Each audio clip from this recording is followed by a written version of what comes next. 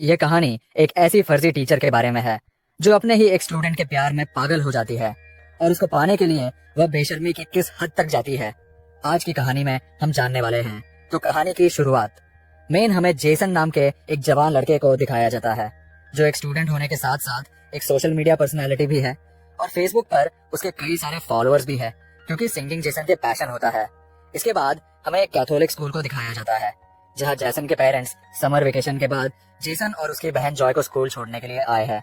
वही सारा नाम की एक लड़की को भी दिखाया जाता है जो जॉय की रूममेट होती है और वो जेसन को लाइक करती है। जेसन के फादर चाहते हैं कि जेसन सिंगिंग छोड़कर अपनी पढ़ाई पर ध्यान दे, पर जेसन म्यूजिक को अपना प्रोफेशन बनाना चाहता है। वही सिस्टर रेबेका को दिखाया जाता है जो जेसन और जॉय की टीचर है और वो जेसन के पेरेंट्स से ये प्रॉमिस करती है कि वो जेसन और जॉय का ख्याल रखेगी। इसके बाद सिस्टर रेबेका स्कूल की नई टीचर सिस्टर सोफिया से मिलती है जिसका आज स्कूल में पहला दिन है। वो सोफिया को इस स्कूल के नियम कानून बताते हुए ये कहती है कि यहाँ टीचर्स के लिए प्रोटोकॉल है कि वो स्कूल में बिना मेकअप के आए। जिसके बाद सिस्टर सोफिया अपनी लिपस्टिक मिटाने लगती है। इसके बाद सिस्टर रेबेका सोफिया को पूरा स्कूल दिखाने लगती है तो वहीं पर इन्हें जेसन मिलता है। तो सिस्टर रेबेका उससे उसकी नई टीचर सिस्टर सोफिया से मिलवाती है, लेकिन सोफिया ये देखती है कि आज जेसन थोड़ा अपसेट है, जिस पर सिस्टर रेबेका उसे बताती है कि जेसन ने नशे के हालत में अपने फादर की कार का एक्सीडेंट कर दिया था। तब से जेसन के डैड उससे नाराज रहते हैं और जेसन स्टूडेंट होने के साथ साथ एक सोशल मीडिया पर्सनालिटी भी है। अब इसके बाद जैसे ही सोफिया अपने कमरे में आती है तो वो अपने लैपटॉप में जेसन को देखकर उसकी तरफ अट्रैक्ट होने लगती है और जेसन को लैपटॉप पर ही किस करती है, जिससे ये पता चलता है कि सोफिया जेसन को पहले से जानती है। अब अगले दिन वो अपनी पहली क्लास अटेंड करने जाती है और सभी स्टूडेंट को अपना इंट्रो देती है, लेकिन उसी दौरान जेसन और सारा को बात करते हुए देखकर सारा को आगे बिठा देती है, जिस पर सारा को बहुत गुस्सा आता है। लेकिन ये देखकर जेसन की बहन जॉय को थोड़ा अजीब लगता है क्योंकि कैथलिक स्कूल में टीचर इस तरह का रूड बिहेव नहीं करते हैं। अब जैसे ही सोफिया बुक ओपन करती है तो जॉय कहती है कि क्लास शुरू होने से पहले सभी प्रेयर करते हैं। जिसके बाद सोफिया खुद प्रेयर करने के बजाय वो जॉय को प्रेयर करने के लिए कहती है। जिसके बाद जॉय प्रेयर करती है और उसके साथ सारे स्टूडेंट भी प्रेयर करने लगते हैं। तभी जॉय देखती है कि सोफिया प्रेयर नहीं कर रही और वो ये बात अपने भाई जेसन को बताती है। तभी जेसन को उस समय सारा का मैसेज आता है, इसलिए वो जॉय की बात पर इतना ध्यान नहीं देता।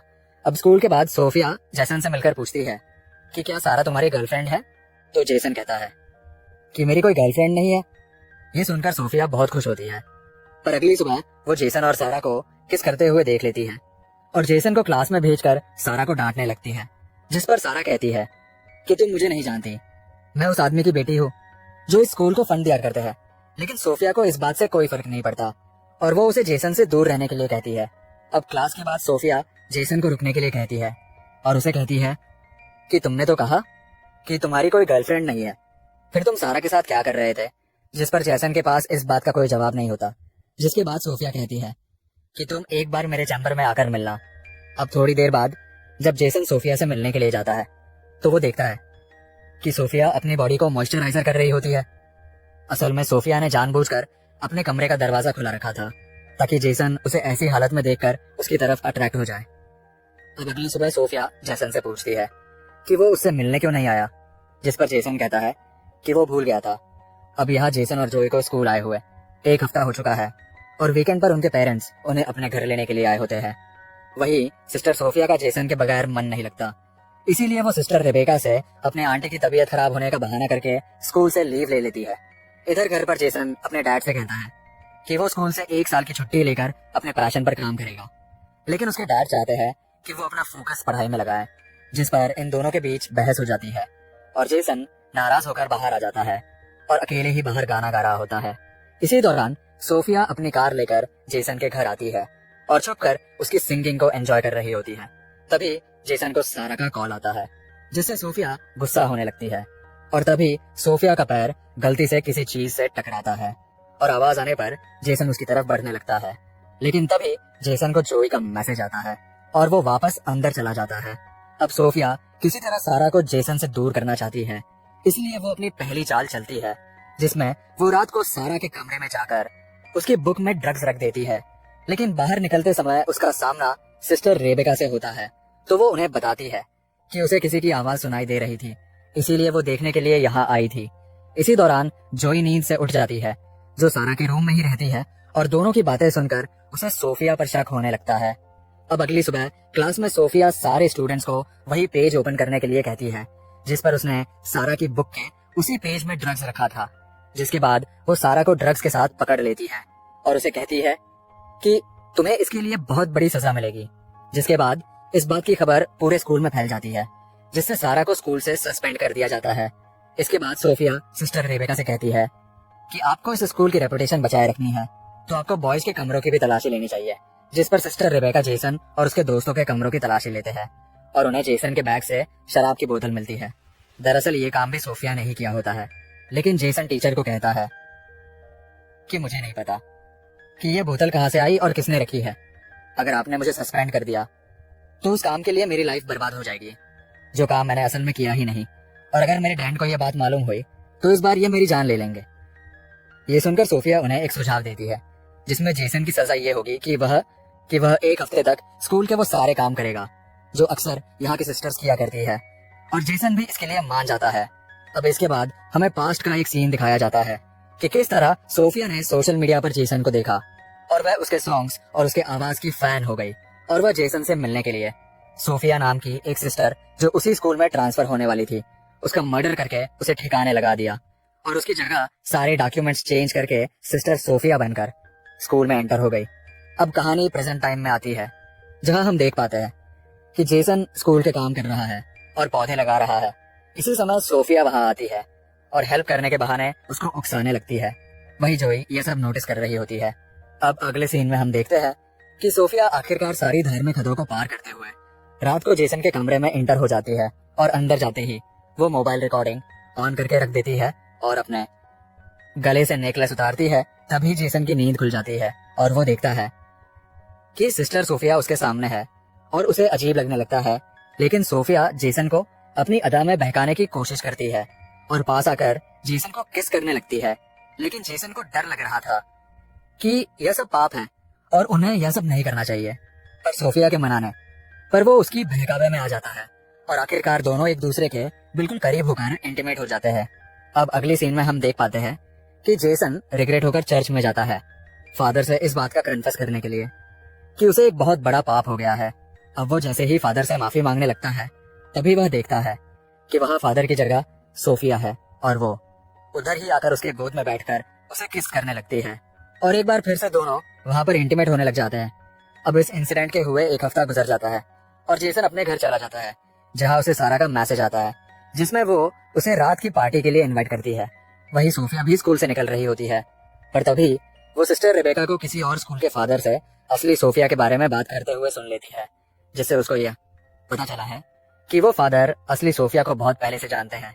यह सुनते ही वो घबराकर कार की तरफ बढ़ने लगती है, लेकिन तभी सिस्टर रेबेका उसे देखकर कहते हैं कि तुम कहाँ जा रही हो, जिस पर सोफिया उन्हें अपनी आंटी की मेडिकल इमरजेंसी का बहाना करके वहां से निकल जाती है। अब उसी रात जेसन अपने डैड से कहता है कि वो सारा के घर पार्टी में इनवाइट है, लेकिन उसके डैड उसे जाने से मना कर देते हैं। जेसन सारा के घर जाकर काफी शराब पीता है, जिसके बाद सारा उसे एक कमरे में ले जाती है और दोनों एक दूसरे को किस करने लगते हैं।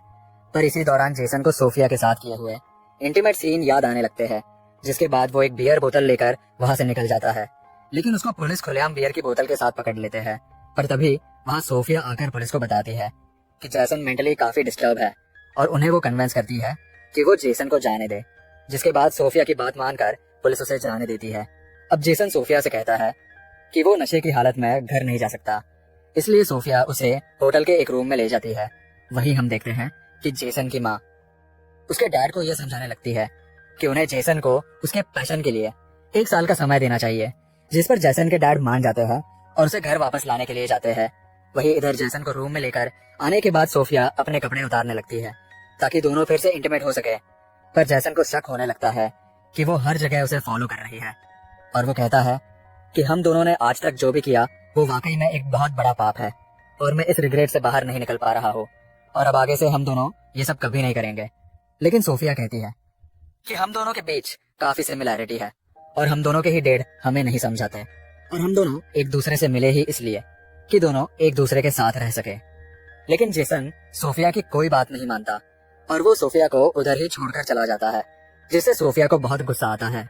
वही जेसन के फादर उसे ढूंढ लेते हैं और उसे कहते हैं कि उन्होंने कहीं ना कहीं जैसन को फोर्स किया है और वो उसे सॉरी कहकर उसे एक मौका देने की बात करते हैं। अब अगले दिन सुबह जब जेसन और जोई दोनों स्कूल के लिए निकलते हैं तो सोफिया भी वहां होती है और वो उन्हें देखकर कार स्टार्ट करके जाने लगती है। तभी जोई उस कार को देख लेती है और स्कूल आकर उस कार को ढूंढ भी लेती है और नंबर के जरिए ऑनलाइन चेक करती है, जिससे उसे पता चलता है कि वो कार सोफिया के नाम पर ही रजिस्टर है। जिससे जोई को मेन यकीन हो जाता है कि वो सोफिया ही थी जो उनके घर के बाहर ठहरी थी। वहीं इधर जेसन अपने कमरे में जाता है तो सोफिया उसे बेहोश पड़ी मिलती है, जिससे वो घबराकर उसे होश में लाने के लिए माउथ टू माउथ ऑक्सीजन देने की कोशिश करता है, लेकिन उसे पता चलता है कि सोफिया नाटक कर रही है। जिस पर जेसन सोफिया पर गुस्सा होकर यह कहता है कि मैं इस बारे में फादर को रिपोर्ट कर दूंगा।